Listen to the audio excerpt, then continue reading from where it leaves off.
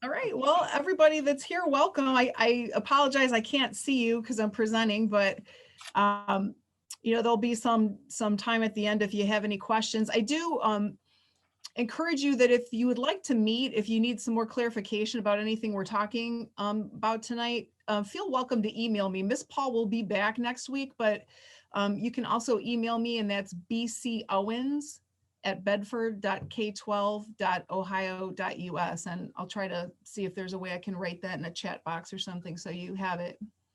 Okay, let's go ahead and get started. Okay. Okay, so just kind of brief, this is really like a big overview tonight of some things to think about in terms of graduation and things to just be aware of. So if you've got the handout, the Get Ready, It's Your Future, it's this sheet that looks like this that talks to you about the graduation requirements. So again, it's kind of good to go over that and then maybe bookmark any questions that you have. In a nutshell, like everyone is going to need to complete 21 course credits. Now you and your student, or especially students, sometimes notice when we're scheduling and they'll say, well, I already have like close to that amount of credits. Like, so do I only have to take like one more class? You have to be aware of the graduation requirements. So again, as long as you're meeting your, 4 units of English, 4 units of math, 3 of science, 3 of social sciences, and your electives and some other things. So we just have to make sure that you have your credits in the right area. So it's true, you might have close to 21, but we have to make sure that you have them in the right area. Also, don't forget, if you're an athlete, you are going to have to carry more credits a semester than maybe another senior. So again, there's some just differences in what people need to finish their graduation requiremements. And then the next. However, I'm sorry, Ms. Owens. However, all students from Bedford High School are required to have 21 credits for graduation. If you go on ODE, it would show you 20 because that is the bare minimum from the state. But at Bedford School District, we require 21. Okay. And then the other part of graduating is completing one of 3 pathways, which we'll talk a little bit about. Okay, so this just tells you a little bit about those 21 course credit requirements. So that's how the breakdown looks in getting those 21 credits. Okay, and so one of the options is, besides your 21 points, is getting 18 points on the state test. So if you recall, those are the sometimes called an end of course exam. Juniors should all have what we've got government that's going to be coming up in spring. Is that correct? Correct. Yeah. And if you had a low score on some of your other tests, like your algebra, your English, language arts, then we may encourage you to retake some of those. And for the juniors this year, and our seniors last year and our seniors this year, since we had entered COVID, the governor for the state of Ohio had given us a little bit of leeway.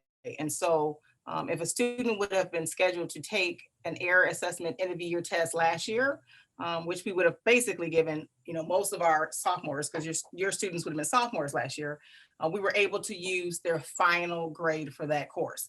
So let's say your student was in biology, or maybe perhaps they might have had US last year. And of course, we didn't give end of year error assessment test because we were, on the lockdown for COVID. So the governor allowed us to use your student's final grade for that course. And I will say that has been just a wonderful blessing from the state of Ohio, because it has helped us immensely with this year's class and with some of your juniors. So that is also a possibility. This year, though, we are on schedule, according to the governor, to take all error assessment tests this year in person. So at the end of this year, we will all our students, if they are, if they need a test, obviously not so much for our seniors, but definitely our juniors, our sophomores and freshmen will be on schedule to take error assessment in person.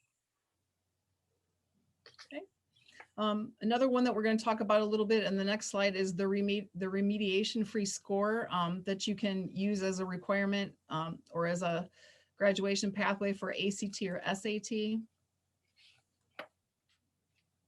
Okay, so we talked about the error test points. So again, they have to add up to 18 with a minimum of 4 for math and for your English. And these are the tests that your students have taken or will take. Okay, and this is a little bit about how those points work. So this works also with when we use the final grade from your student. So if I'll just use Algebra 1 as an example. If your student would have taken Algebra 1 last year as their air assessment test, and perhaps, since we didn't have those tests, and perhaps they earned an A from that course, then when we're calculating to get 18 points, your student's A would turn into 5. As you see, even if your student did not pass and had failed the course, that still equals a 1. And this would, when you meet with Mrs. Paul, because she will definitely meet with your student to kind of go over their path for next year, begin to look at their points, because going towards the end of this school year, then we'll figure out if students need a plan or not a plan, if they have all their points, if we need to put something else on their schedule for next year. But Mrs. Paul, when she comes back, she will meet with your student and go over that. And she is very good about communicating with parents. So you won't have to worry about that. She'll give you a call, send you an email, whatever works best for you, but she will definitely keep you as a parent in the loop. So another choice of a pathway would be your work readiness and industry credentials. So if you're in a career technical program, this might be a way that you would like to go. There's also a work keys test. So again, it looks like that there's a minimum score you have to earn of 13 on that. And is the work key something that is offered here at the high school? We do, and actually, it should be a score of 14 because the state did raise that, so it's a score of 14. But that is if you are going the CTE path, and so we are a part of a consortium, and so our students who are in the CTE programs could possibly be taking a course here, or they may go to Shaker, Cleveland Heights, Warrensville, or Maple. And so pretty much the students who use Pathway 2 are the students that are in that path already. If your student is in that now, they would be in it right now. That would not start senior year. Okay, and another option, you may have heard that there was a district ACT last week and a makeup day that was today, but there's also national tests. And again, I did send some information out to juniors today about, you can take the national ACTs as many times as you want. There are fee waivers here. I think usually there's a minimum, and maybe Ms. Harrell will talk a little bit more about that. If you have free and reduced lunch, you're eligible to use a waiver to take these tests. But again, you're looking at least an 18 in your English score on the ACT, and then we've got the kind of crossover for SAT. And then the reading test, at least a 22, I think is going to be pretty much for this year's graduating class. And then the same with math. So these are the numbers that you want to aim for if you're looking to use the ACT as one of your graduation requirements, or the SAT. And again, sign up information like how to create an account and register for those tests. I did send that information out to juniors today, but again, it can be a little tricky. So if they would like help, encourage them to contact me or Ms. Paul, and we'll schedule a Google Meet, or they can stop in and we'll walk them through it, because they do ask a lot of questions when you sign up for those tests. Okay, so again, just some information on how to register for the test. There was the district tests February 23rd and today, but you can still register to take tests for other dates. They roll all the way. There's one coming up in April, on April 17th.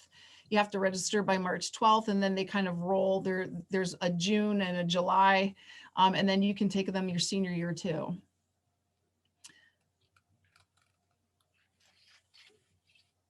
Okay, so some other kind of options that you could use would be demonstrating competency. Again, for more information, it's a really good idea to click these links and kind of read about it, and then maybe bookmark questions you have and then follow up. Was there anything you want to add, Ms. Robinson? Yeah, and it is a lot of information, so we do understand that. And so just to backtrack a little bit, all students basically start off with the 3 main pathways, and so that's 18 points or more, CTE, or your ACT or SAT. And so if your student doesn't qualify for the state graduation requirements from those three options, this is what kind of brings us to this next slide, as Ms. Owens is about to explain. Yep.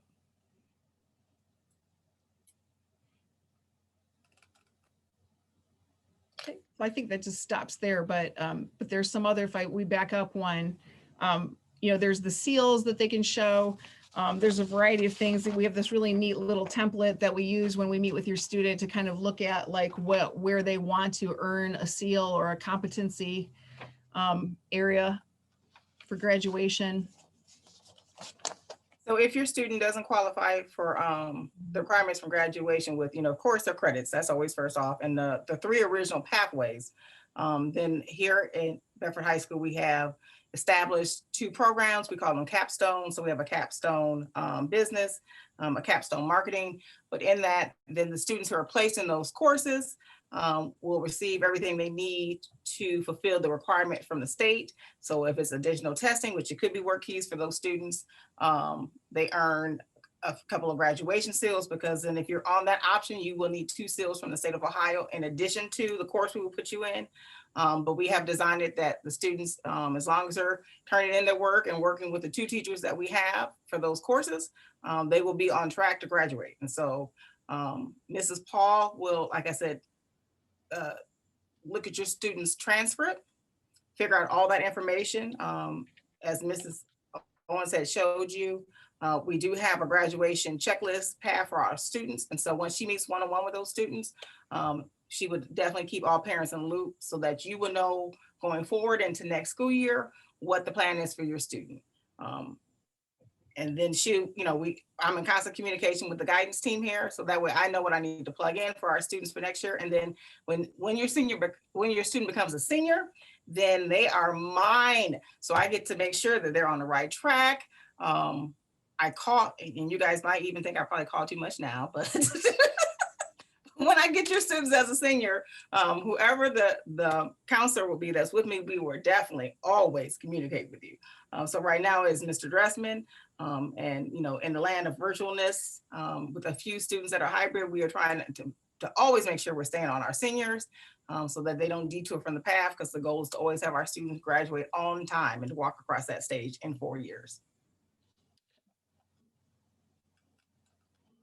Again, if you've got a copy of this PowerPoint, then you can always click on these links to read more about those requirements.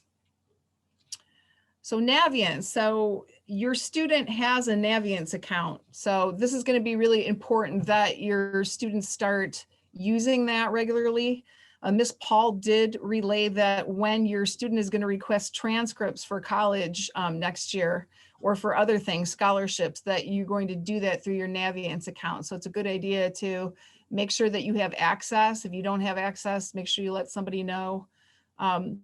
Parents, you can access it as well. I believe you have a login and a password.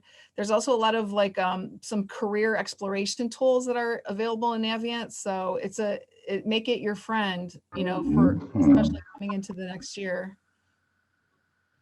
At this point in time, we don't know what the future holds for next school year.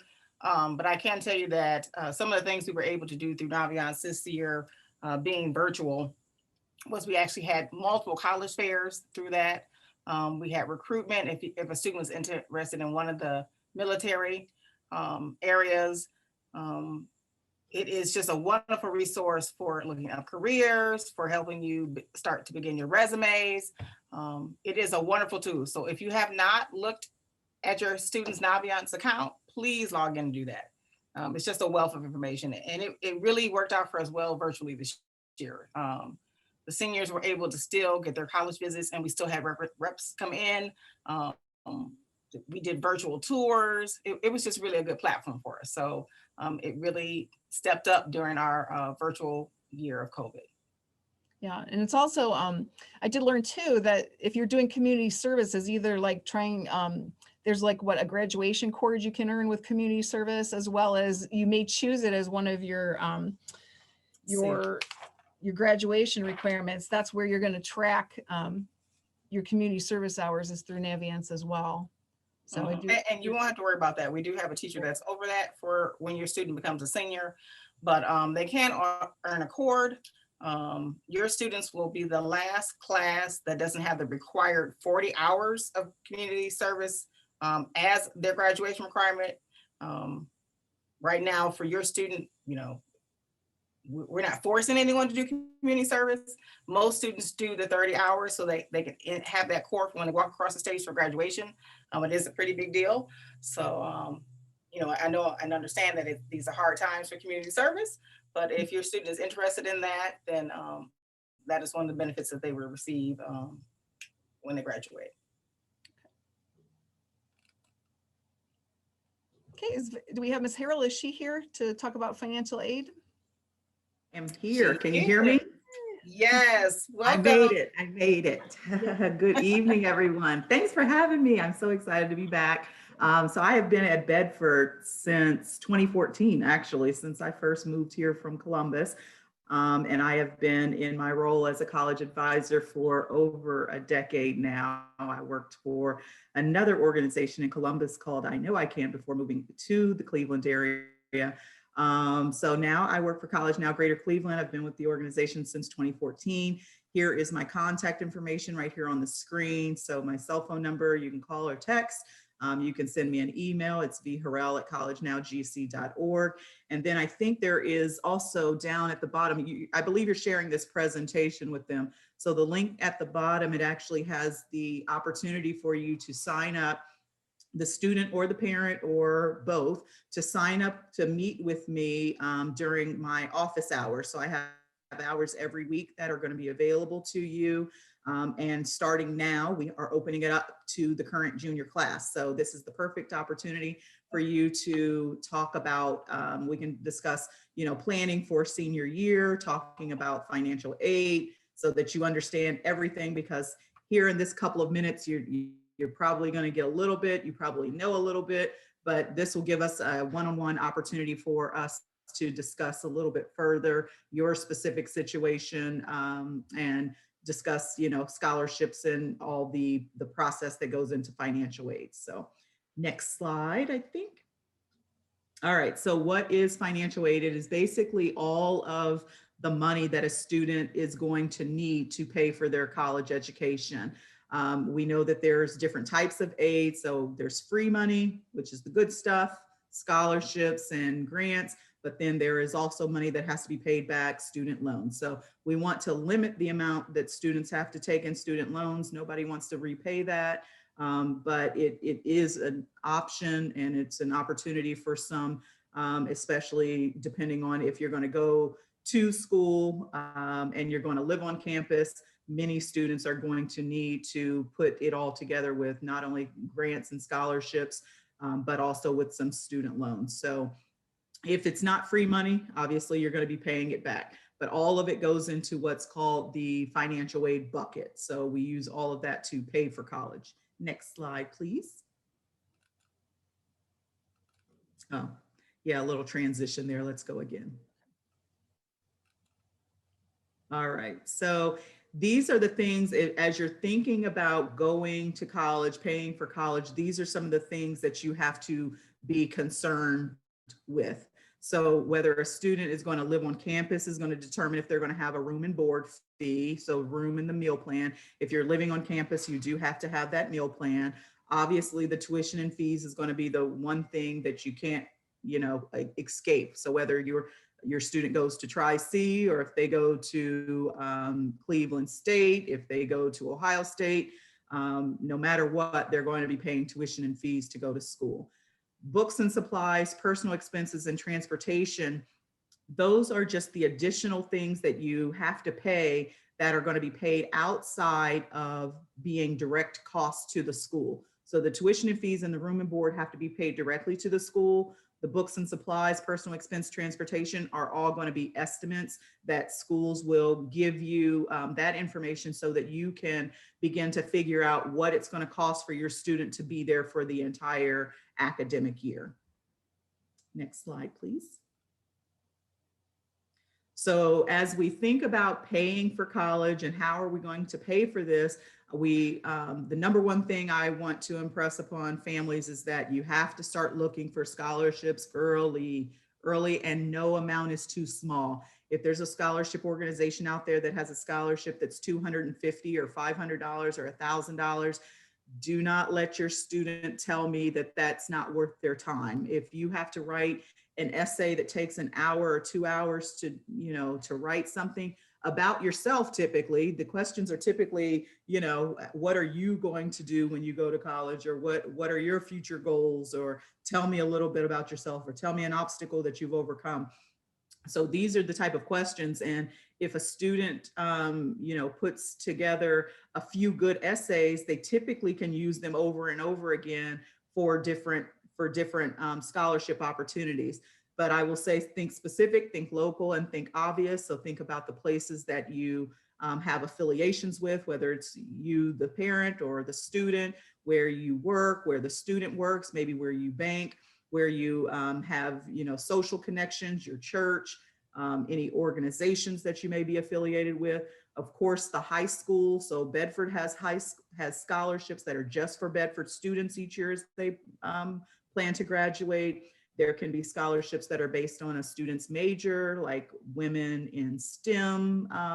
So just think about all of those things as you go through the process, but it's almost like finding a needle in a haystack, but once you find one, they begin to all start to come and they may all start coming your way. And so it's really interesting. Every year I have students who, the same couple of kids are the ones being called up on the stage because they will apply to everything that I put in front of them, or every scholarship that's available. And then other times I have students that apply to one and they say, I didn't get it, so I'm not applying to anything else. Well, most students are going to have to apply to many, many scholarships throughout senior year. So the goal should be to get all of those college applications done, get all of the testing, ACT and SAT testing done as early as possible in the school year, so that the rest of the school year from, let's say, November, December on, you can focus strictly on scholarships. If students apply to, let's say, 50 throughout senior year, I promise they will have more than someone who applies to 5. Next slide. So that's it for me. So I just want to say thank you for the opportunity to be here. I look forward to meeting your students. I actually, with Ms. Brennan's help, come into the classrooms, maybe even at the end of this year, to meet with the junior class. But then, of course, next year when senior year kicks off, I come back in, do kind of an introductory, go over financial aid and all of those things with your seniors as they become seniors. And again, please schedule appointments with me. I am wide open. So if you have juniors or seniors, please schedule appointments with me. And I look forward to working with each of you. Thanks. Thank you. And I'm just going to give you a little plug shout out because, I can say that since I have personally worked with you with my own child, she's just a wonderful asset to have. She takes her time. If you're confused about anything, she will explain the process. And so I just encourage everyone to set up a meeting with Mrs. Harrell, because she would definitely take you through what you need to do. So thank you for always working with us. And just for this slide here, as she alluded to just a few seconds, that's just some of the things that, seniors have a wonderful thing to look forward to next year, of course, in addition to prom and homecoming and, homecoming court, all of those things, which hopefully will take place. I can tell you that prom is to take place for this year's set of seniors, and of course, graduation at Cleveland State, from at least as of today. So that's a wonderful thing, since we've pretty much completed a whole year of being in COVID and virtual for the most part. So hopefully next year will be different for your senior than this year's set of seniors and, even last year's seniors. So, but if you have any questions or concerns, Mrs. Owens is still with us for the rest of this week. And Mrs. Paul is scheduled to be back next week. And so please don't hesitate to contact either one of them. If you need me for anything, don't hesitate to call me either.